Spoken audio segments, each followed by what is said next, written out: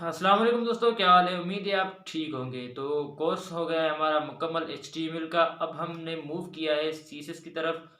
CSS की ये हमारी पहली क्लास है। CSS का हम इंट्रोडक्शन सीखेंगे इस क्लास में।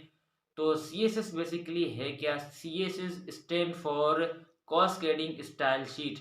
CSS इस्तेमाल हम क्यों करते हैं और किस लिए CSS इस्तेमाल होती है। एक बात आपको जहन में होनी चाहिए कि CSS HTML के बगैर इस्तेमाल नहीं होती। जितने भी स्टाइल्स हैं वो HTML टैग्स में ही लगते हैं, HTML में ही यूज़ होते हैं। ठीक है, CSS के लिए कौन से एडिटर यूज़ होते हैं, कौन से ब्राउज़र यूज़ होते हैं, वो फर्दर हम अपने लैपटॉप की स्क्रीन पर सीखते हैं। तो चलिए अपने लैपटॉप की स्क्रीन तो जी आ गए हम अपने लैपटॉप की स्क्रीन पर। तो सबसे पहले क्वेश्चन है कि हम CSS क्यों सीख रहे हैं। CSS बेसिकली हम इसलिए सीख रहे हैं कि HTML से हम जब एक वेबसाइट का ढांचा स्ट्रक्चर खड़ा करते हैं, उसको मज़ीद खूबसूरत बनाने के लिए, उनको उसको रंग बिरंगी बनाने के लिए हम इस्तेमाल करते हैं CSS को। ठीक है, CSS की कुछ कैटेगरी है। ये याद रहे कि हम CSS 3 सीख रहे हैं, ठीक है, इस कोर्स में। तो सबसे पहले styling the HTML tags. HTML tags को स्टाइल करना, जैसे HTML टैग्स की साइज़ बढ़ाना, उनको कलर देना, फ़ॉन्ट फैमिली वगैरह, ये सारा कुछ आ जाता है स्टाइलिंग में। उसके बाद रिस्पॉन्सिव वेबसाइट। रिस्पॉन्सिव वेबसाइट का मतलब क्या है कि आपकी वेबसाइट चाहे लैपटॉप पे हो, चाहे मॉनिटर पे हो, चाहे टैबलेट पे हो, चाहे मोबाइल पे हो, वो फिक्स होनी चाहिए। पहले क्या होता था, पहले हमारी जो वेबसाइट्स थी वो लैपटॉप में कुछ और दिखाई देती थी, मोबाइल में कुछ और दिखाई देती थी, टैबलेट्स में कुछ और दिखाई देती थी।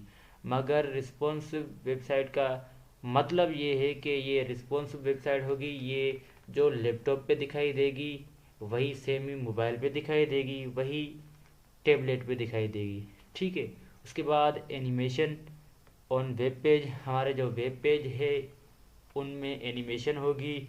ये अभी जो न्यू फीचर है ये CSS 3 में ऐड हुआ है।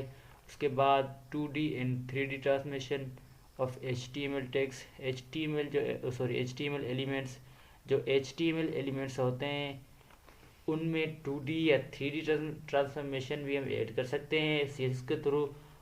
लास्ट है जो सबसे इम्पोर्टेंट है वो है वेबसाइट डेवलपमेंट प्रोसेस फास्ट।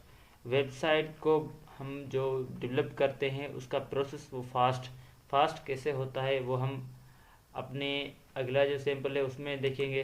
ठीक है, तो ये आप जो हमारे पास 5 जो है HTML फाइल्स हैं, वो 6 हमारी, ये जो 6 हमारी HTML फाइल्स हैं ये एक ही CSS फाइल से अटैच हैं।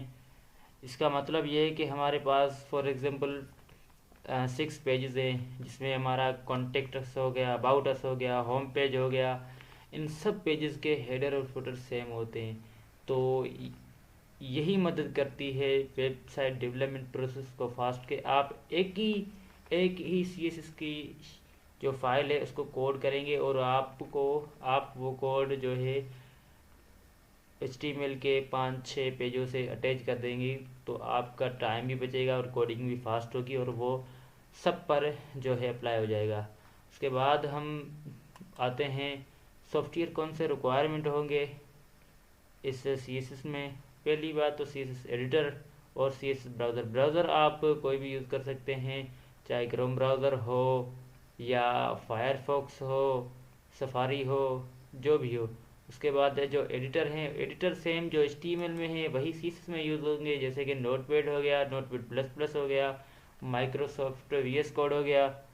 ठीक है, उसके बाद सबलाइम हो गया, ये मैक के यूज़र के लिए। उसके बाद ड्रीम वेवर हो गया। ये बहुत सारे हैं, मगर हम इस कोर्स में जो मोस्टली यूज़ करेंगे वो है VS कोड और नोटपैड प्लस प्लस। तो आज की वीडियो यहीं तक थी, उम्मीद है आपको पसंद आई होगी। अगर पसंद आए तो हमारे चैनल को सब्सक्राइब कर देना।